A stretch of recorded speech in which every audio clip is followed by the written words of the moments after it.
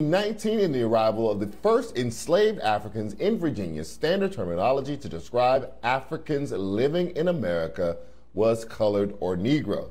For over 360 years, as blacks were relegated to second-class citizenship, terms that reinforced oppression have been used to describe them.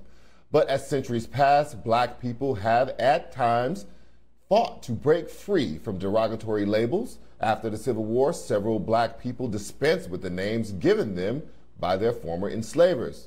This would continue even into the 1900s when, during the height of the Civil Rights Movement, black leaders strongly rebelled against Jim Crow labels.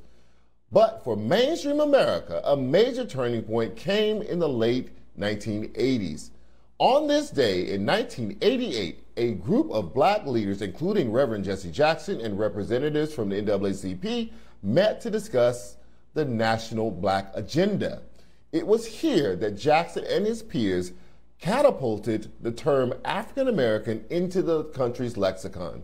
The term has been used since the 1970s, but never gained widespread acceptance until after this Chicago convention. Reverend Jackson said, "To be called African Americans has cultural integrity. It puts us in our proper historical context. Every ethnic group in this country has a reference to some land base, some historical cultural base.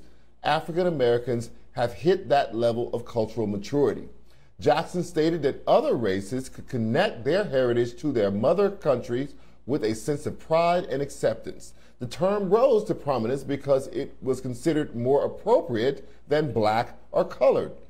But we are now seeing a growth in popularity of the term black, this time for a different reason. Following George Floyd's murder last year, the New York Times announced it would be capitalizing the B in black to describe people and cultures of African origin in the U.S. and elsewhere.